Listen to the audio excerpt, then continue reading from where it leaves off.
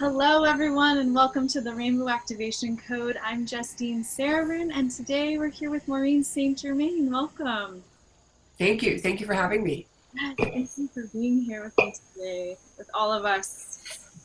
I'm going to just read your bio, introduce you formally, and then we'll go into some amazing questions. Okay? Sounds good. Okay, great. So Maureen St. Germain is an internationally recognized, highly acclaimed transformational teacher and author. Widely known for her Amazon.com bestseller, Beyond the Flower Moon. Maureen's newest book, Waking Up in 5D, provides tools to guide you in the transition from the third dimension to the joy and love of the fifth dimension. Her interest in the Akashic Records resulted in her being granted access to this dimension that has been off limits to most of humanity for millions of years. Known as the practical mystic, Maureen's passion is supporting individuals in their personal expansion and spiritual awakening. And please visit her website. We'll have a link below, and it is maureenstgermain.com. So thank you again for being here. My pleasure. Yeah. Can you just give us a quick overview of the dimensions? I know we're in 3D, but it also feels like I'm feeling the shift, and I'd love to just have like a... And that's probably a good way to put it, because everybody is sliding around. They're not just staying in 3D anymore. And we're sliding into fifth dimension, and the way you know is because people are kinder, gentler, sweeter to each other. You know, I called the cell phone store the other day and was asking about my international calling, that I had this huge bill when I was in China, and I was trying to understand it, and he explained how I'd gone over certain limits even though I had a plan. And he says, but here's what I'll do. And he took 50% off the charge of the international data, and another 50% off of the calling itself. I didn't even have to ask, and they were ready to give it to me, which is very cool. Very cool. So that's 5D. Another way to look at 5D is to say that if you're trying to buy a car, and in the old days, what we did is we tried to get the best deal that we could for the car we wanted. And nowadays, if you want to buy a car, you want to make sure that the other party is getting a good deal as well. And you're not satisfied just to take them, to take their trade without being concerned about them. And this, by the way, is true of everything, whether people need to cut in line at the airport or anything, we all have our moments. And usually if somebody walks in front of me in the airport, and I do a lot of airports, right? Airport lines. Yeah. I don't say anything. I figure they're probably in a bigger hurry than I am, and I'm not worried about it. I travel well. I travel with dragons. Everybody takes care of me, so I don't have to worry about somebody else. But one day, I'm standing there waiting my turn to go in, and a man put his stuff down, and instead of walking behind me, he walked in front of me. And the little girl in me spoke up and said, you just jumped in front of me. And the man turned around and looked me in the eye and said, oh my goodness, I didn't know you were standing there. I didn't even see you. Now he was 3D and he didn't see me. That's another dimensional shift. Wow, that's a really good... But that's why he didn't see me, because I was in this, amazing place. Okay, now he says, you can go ahead of me. And I said, no, it's okay. I'm embarrassed that I even spoke up. And he said, it's really not a problem. So he goes through, I go through, and when he picks his things up, he turns to me again. He says, I'm really sorry. I'm not that kind of a person that does that. And I said, no harm, no foul. I am equally embarrassed that I even spoke up and made my little complaint. And he said, no, it's totally okay. And I realized the reason he didn't see me is because I was 5D. I love that. So the next time somebody jumps in front of you, it's because they didn't see you. It's not because they're rude. What a concept. Yeah, it creates so much compassion. Yeah, it changes everything when you realize that they just didn't see you. They truly didn't see you. I have taught my students for years and years, lots and lots of tools. And one day, a bunch of my students had gotten in the car in Manhattan, one of the one of the students had a little car, and she was driving everybody to the Upper Manhattan where I was at. And they call for the cloak of invisibility. And the cloak of invisibility makes you invisible to the people around you.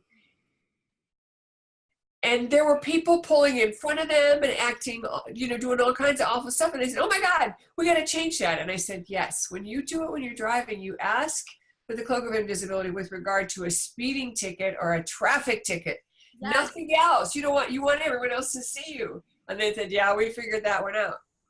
So the big difference, I think, is that everybody's sliding back and forth, and we're learning how to work in that new dimension. You know, initially I thought, just like everybody else, that we were going to go from point A to point B, and we would just be there. And it may be that the last group will do that, you know, as we hit critical mass. But for the majority of people who are enlightened and awake and paying attention, you've already been in 5D. And one of the ways you know is when you put something down. You know, maybe you have a favorite pair of sunglasses and you put them away, and then you do some other stuff, and then you decide to go back outside and you reach for the sunglasses and they're not there. And you think to yourself, I just put them there. I didn't go to sleep. I didn't, you know, wake. They should be there. So you tear apart the drawer. It's still not there. So you go get a spare. You get the spare, you go out, you take care of whatever, and you come back and you take your sunglasses off, putting them in the drawer they belong in, forgetting that it's the spare. And there's the sunglasses that you now can see clearly. And that's another proof that you know you've been fifth dimensional. Because when you put them down, you were in 5D. Then when you were in a hurry and trying to get something done, you're back in 3D. So any kind of anxiousness puts you back in 3D. And so I know you said you've had a lot of experiences yourself. Yeah, one that's popping up, that was the most dramatic was sometime, I think it was about a year ago. I was just walking down the street, walking my dog in the evening in this nice neighborhood, and everything just appeared very different. It looked as though I was walking through a storybook, and everything was fake, and people didn't really understand what they had created, these boxes that they were living in with these fences, this false sense of security. I felt like I was almost in a video game. Yeah. It was really bizarre because I was having a disassociation to reality. Right.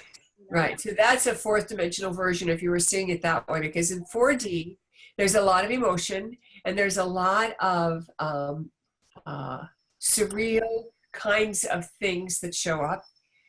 It's also where entities are usually coming from, or energies that have other agendas other than the ascension.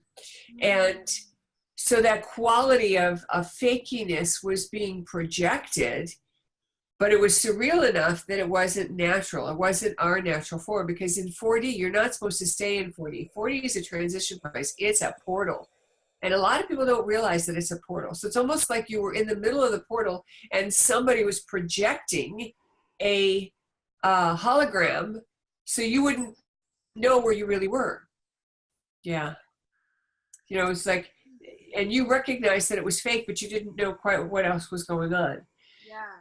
Yeah, 4D is not, you know, I joke around with people and say, you know, 4D is like Grand Central Station. You don't go there to spend the night. You might pass through there to get somewhere else, or an airport, you know. You go there to get somewhere else. It's not your destination.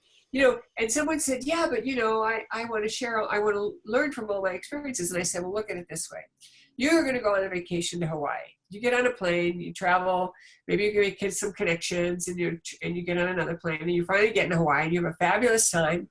Do you Instagram, here's what my airplane ride was like? I don't think so. You're busy with the ocean, the dolphins, the surf. You're not interested in telling people about the trip to get there. You know, and the same is true on the way back. You know, all you can think about is your wonderful good time. And, oh, by the way, I got this workload I got to deal with when I get back, or the kids or the dog or whatever. And so, you're juxtapositioned between those two, I'll call it, expressions of experiences.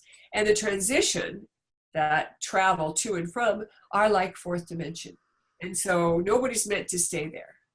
And it's not a place you want to go to. It's also where the astral plane is. And that's why it's not a place to reside. You know, in the movie Field of Dreams, Robin Williams had to go down to this place to get his wife. Now, she had created a fourth dimensional reality, kind of like what you described in your experience. And she was satisfied with that because she thought that's the best she could deserve. And it was his job to help her understand that she could have more. And that's what your job is. That's what you are doing. That's what I'm doing. We're helping people understand, oh, by the way, you can have anything you want. And all you have to do is manifest it, you know, and put it out there and tell the universe, this is what I'm ready for. This is what I want. And I'm willing to do it. I'm willing to do what it takes to make it happen. And that's the scary part, because sometimes we want it, but we're not ready for it. Or we want it, but there's a part of us that says, yeah, but I don't know if I deserve it. And so there's this drama in your own head that you don't even know you have, that's going on in the background, that changes things or affects things, or, you know, affects the ability to fulfill it. So you sabotage yourself. You know, you set up an appointment with someone important that's going to interview you, but then you miss it. You know, it's like that, you know. So when you see yourself doing that thing, you know, you manifest it, but then you lose it. That's you succeeding in manifestation, but then failure in your belief system that you could have it. So part of what we're doing is helping everyone say, you know what, we're all masters. We're all walking ascended masters. All we have to do is take off enough of our layers of who we think we are as humans and open up that mastery, and it'll come together. It's very cool. I love that. Thank you. That was very clear. What about the dimension or higher dimensions? Yes, and this is something else you were talking about.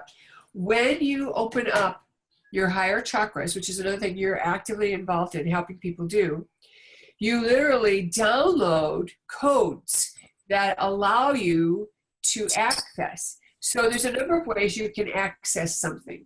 You can access it by having the password. You can access it by having the right person with you to open the password. And you could access something if your webmaster's got the backside of the website open. So there's lots of ways to access this kind of experience. And when you are with someone and they help you open up or align to this energy, then what happens is you have a pathway.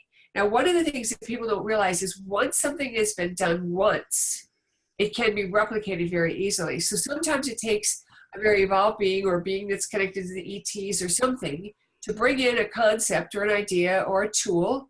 And then once they do that, then everybody else behind them can replicate it. It's not a problem. So lots and lots of people are learning to activate the higher chakras. A lot of people don't know they're doing it. But one of the ways you know you're doing it is this place called the 8th chakra is where the higher self is. And that's, you know, anywhere from this far above your head to, you know, a couple of feet. Now, here's a way to know that you've been accessing that level. You do a meditation with someone, maybe someone's leading it, and you're just in the audience or in the group. You zone out. As soon as the meditation is ending, your eyes are wide open, you're wide awake, and your best friend that came with you is now elbowing you. You fell asleep again. And the truth is, no. You went to such a high place that your body elemental couldn't keep up. And so the body elemental shut everything down so that you could have as much of your consciousness in that higher place. Now I want to stop and digress and explain a couple of terms. The body elemental is the version of you that runs your body systems. So if your body is a spaceship, and I think it is, then your body elemental, and if you called your body the Enterprise, then your body elemental would be called Scotty. So it's like an engineer. It came from Mother Earth, and Mother Earth made it to look like you. So I have seen my body elemental, and I will tell you, I was in my late 20s, the first time I saw my body elemental, and I didn't know what it was. And so I saw her trotting around behind me, doing everything I was doing. I wasn't as evolved as I am now. And so I turned around. This was a lucid dream, by the way. I turned around and I said, "Who are you?" And she said, you know, in this very scared voice, "Oh, I'm your body elemental."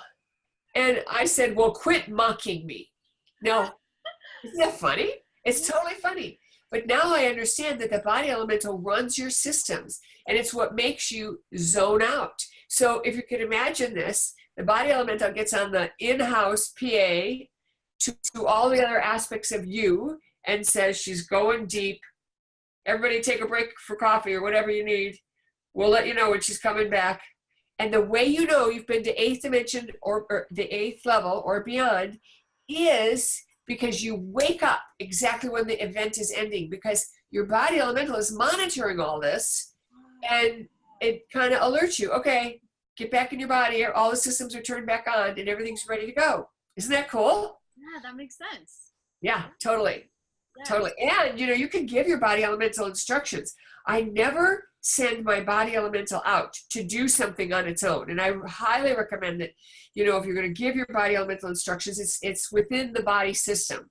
So you tell your body elemental, okay, this, you know, I do this all the time. When I need a remedy, you know, like I trip and fall and I don't have my arnica with me, I pretend that I'm taking the arnica and I tell my body elemental, okay, replicate the arnica remedy, and I get the same effect. Oh, wow. So you know, you could do that with anything, with medicine, you know, with anything that you know you need for your body as your body, you know, shifts and evolves. Another thing that I do is I tell my body elemental that no matter what the night holds, I will awaken well rested and refreshed. I love that. You know, there could be a fire drill in the middle of the night and I'll still wake up feeling great. Yes. I love that. Yeah, it's very cool. I also tell my body elemental I'm waking up in 5D. Oh. So then the body elemental is prepared for that, you see? Yes. Yeah. So you're always in? Do you feel like you're always living in that dimension? Pretty much. But you know, I live with a husband and he's not perfect. So there are times that he pushes my buttons and I'll fuss at him. In fact, you wanted to talk about the Akashic Records. Let me share with you something that came up recently. Yeah. I don't know. I was crabby with him for something, and I love my husband very much, and he loves me. So it's not like we don't get along or anything like that. We're extremely well suited to each other, and he is the man I asked for. Uh-huh. So, but I was concerned. So I asked my record keepers, you know, what may I know about the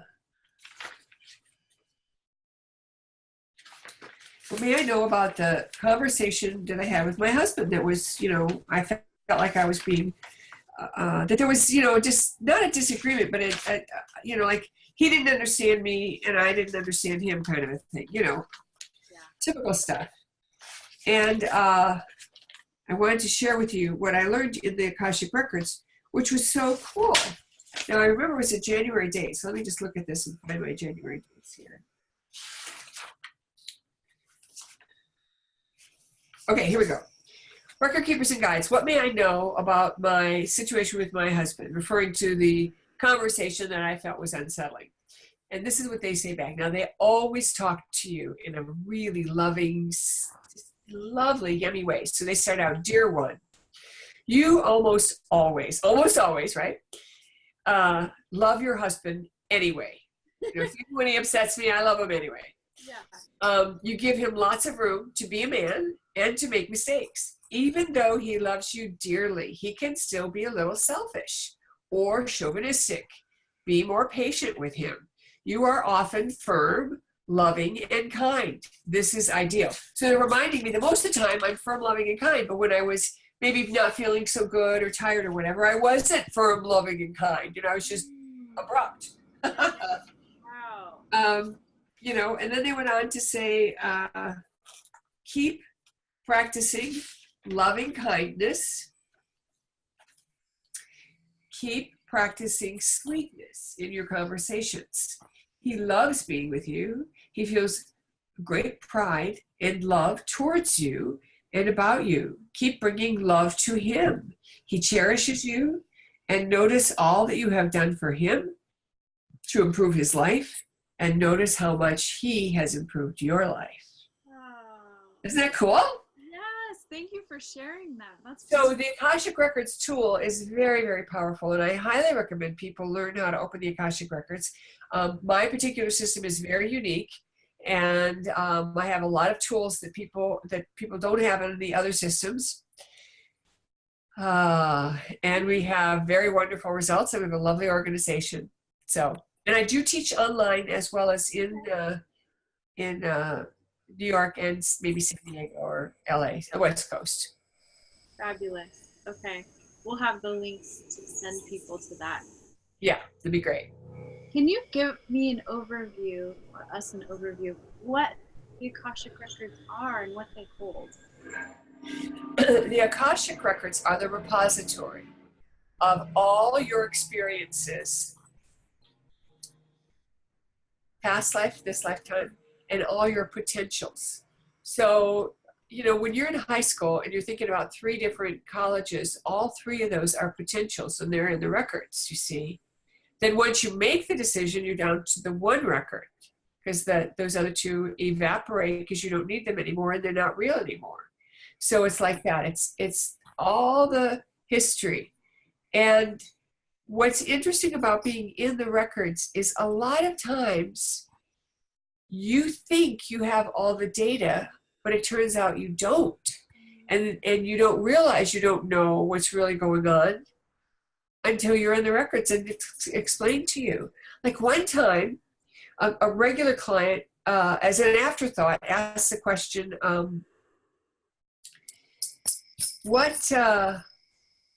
is there any information I can have about my new roommate? And she was moving into a new 2-bedroom apartment that was, they call it a railroad apartment because the way the apartment's arranged, there's a bedroom on one end and a bedroom on the other, and a long, long hallway where there's a kitchen and a dining room like that. And they're actually older apartments that they bridged to make one decent size apartment.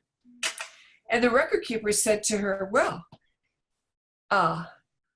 it'll be fine until the luster wears off. Now, first of all, that's another way you know you're in the records. I don't talk that way. I know what the word luster means, but I don't use it in everyday conversation. Right. Yeah. So she right away jumps on it. She says, what do you mean luster? Does that mean it's not going to work out? Does that mean he's going to leave? And the record keeper said, yes. Now she's like, oh my gosh.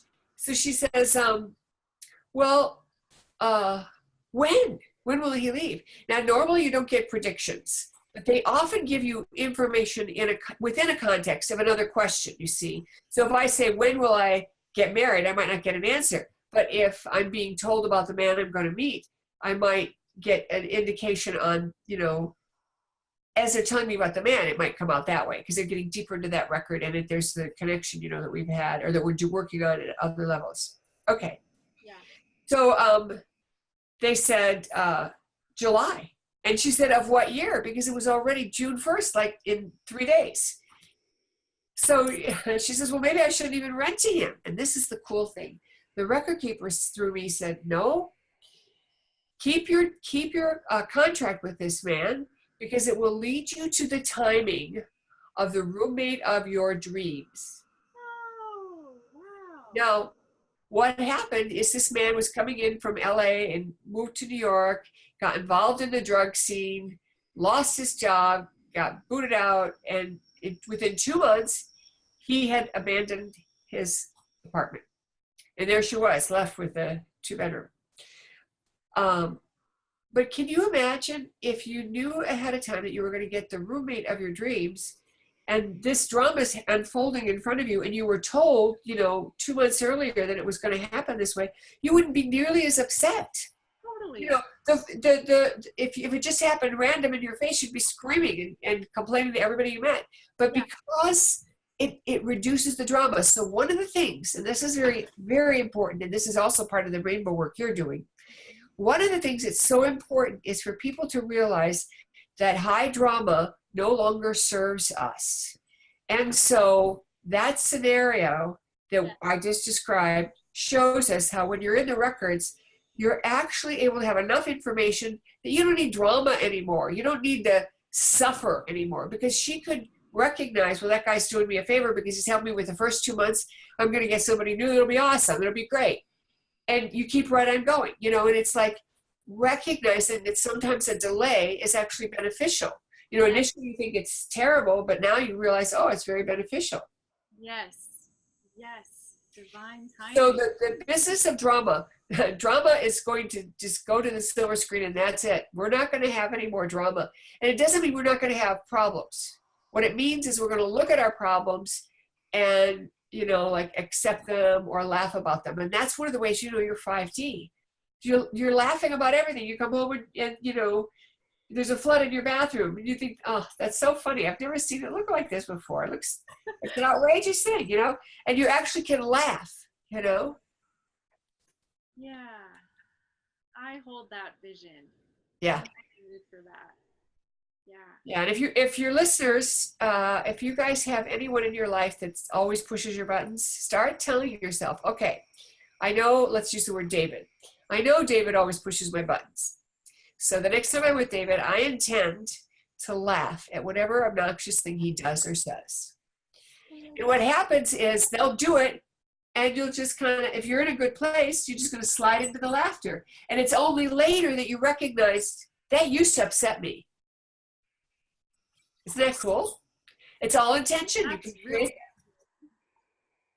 Yeah. And of course, having the higher chakras open feeds that. It supports that. It makes it easier. You know, it's just like the kids that go to a private school get all that special attention. It's easier for them to get in college. And that's what we're doing here. We're making it easier to succeed. Everybody's going to succeed if they want, but we're just going to make it easier. Yeah. I love that. Thank you. I want to also ask you about, I know you have done a lot of work with sacred geometry, and I wonder, we were talking earlier about DNA activations. Is there a connection between the two, and how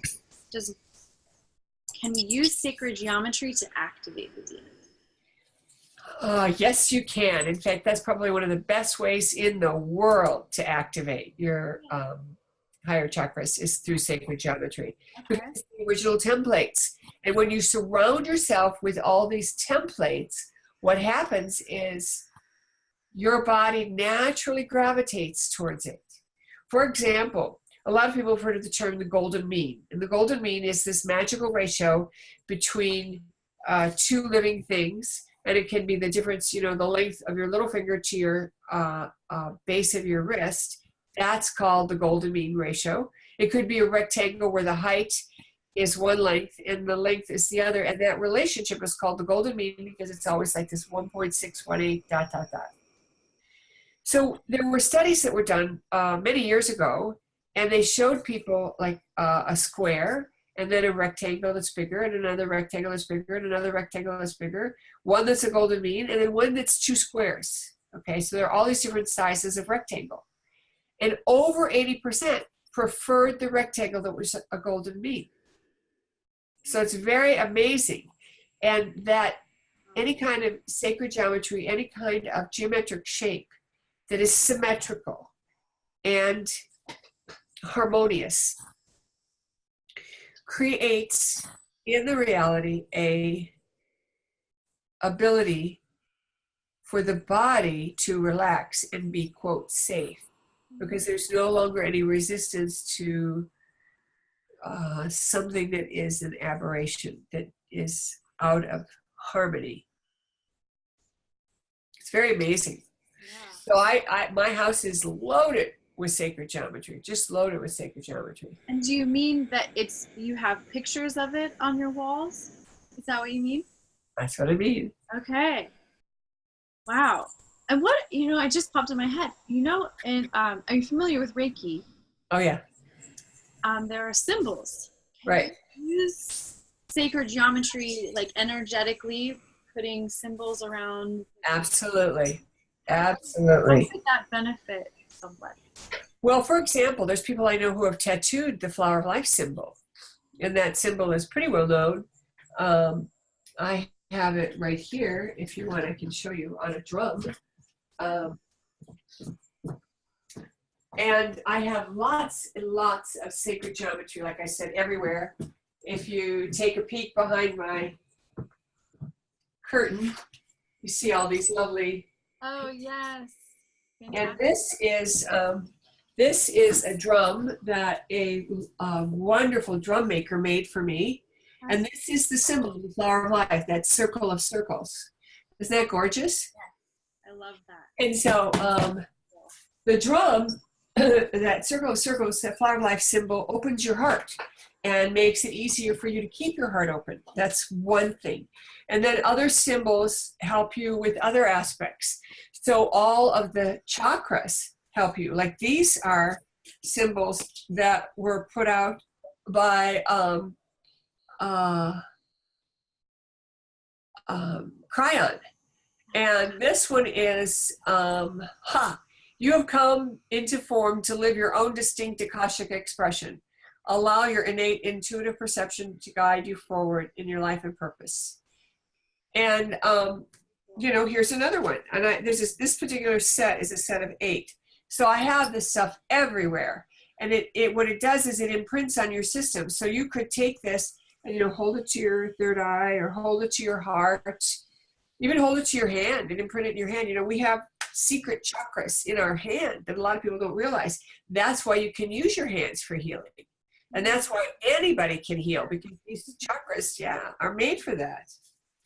So there's lots of, and these particular codes were called the Lemurian codes for healing by somebody who worked with Cryon. And a friend of mine sent it to me as a gift because she knows how much I love the sacred geometry.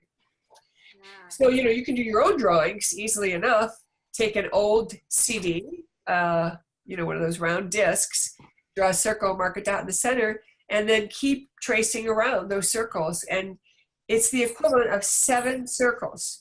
So if you can imagine 7 pennies or 7 things that are a circle around a center one. So it's actually 6 around the center one. That's your first set of drawings. And then you start letting the circles, the center of those to intersect, and you're going to get all kinds of cool stuff. Wow. So the sacred geometry is part of the divine blueprint. And everything in this reality is a permutation of that. And if we get too far away from it and it's not recognizable, then that's where we run into problems. So. Yeah. Fabulous. Thank you so much. You're welcome. You mentioned earlier that activating DNA could be accessed with working with another person or yourself. Can you talk about those? Yes. There's a lot of different ways you can work with activations.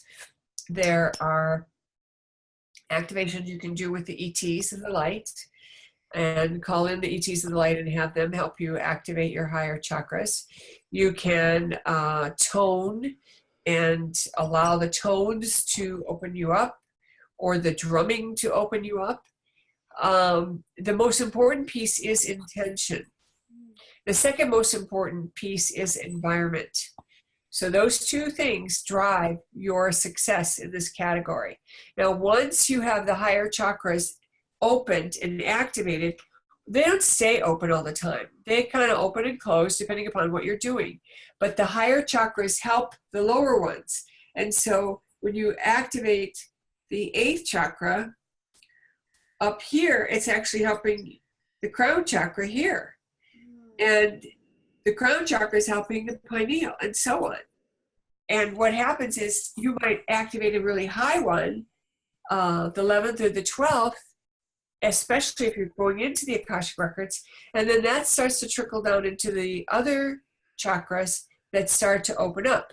You know, so a person, you know, could gradually have, first they might have just intuition, and then they might start to have knowing. And then they might start hearing voices. And we're not talking about the kind you go into the funny farm. But they're going to hear, you know, the answer to a question, and it's very loud and real. They might gradually start to get images or visuals. Or when they are in meditation, they might have experiences. I've had numerous experiences where I have been in a room with people where they experience a dimensional shift. And I have asked in the Akashic Records what's going on. And what I have been told is that I was witnessing their dimensional shift from a higher vantage point. And by my witnessing it, I'm actually able to not only help them, but I benefit from being in the room and being with them, which is really cool. And the best metaphor I have for this, and I hope no one is offended by this, but I think it's funny. You know, when you borrow money from a bank, the banker makes a little money. So when I'm sitting here witnessing your transformation, I'm getting a little benefit too. You know, we're all benefiting here. And not to look at it in a way that, well, that's not right. Instead say, well, you know, I'm living proof that that happened to you. You didn't see it, but I sure did. Yes, exactly. That feels like that equal exchange. Exactly. That's the exchange. Exactly right. So powerful. Cool. Yeah, very cool. Very cool. So you work with people. What is your favorite way to work with people? Aha. Well, I really like teaching. People connect with you. Yeah. Yeah. So, you know, if you can get into a class, that'd be awesome, because I really like to teach and I like to help people learn. And I am a phenomenal teacher. And I go to China 4 times a year just to work with large groups of people. And then I also like to work with people one-on-one. So I do take a few clients for Akashic Records readings so they can have a private session with me. Those are the 2 primary ways I like to work with people, you know. And I also have one other means that I, actually it's kind of a double explanation. I have a program called the Wake Up Call. And I work with people in a very lovely way where they can start to learn from one another and learn from me in a group setting. They can ask questions and they can hear how the questions are answered, so they benefit. You know, we don't realize what we don't know until we hear someone ask a question. Oh, yeah, I wanted to know that too.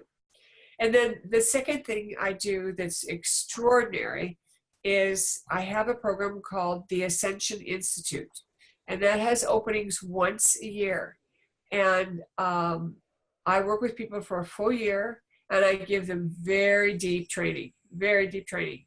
The people who are in these courses are getting amazing material and amazing training and amazing experiences. So it's a win-win for everybody, including me. So yeah, wow, that sounds incredible. So those are the ways I like to work with people. Great. Also, you were so generous to have a special offer for our listeners. Yes. Viewers. Yes. I absolutely love this. I'm going to pull up my my post. This is on MaureenSaintGermain.com. I'm also thinking I'm going to have a link on your stuff as well. So it'll take you to my website, and we have a special page for the listeners to get this information, and it's available for a limited time.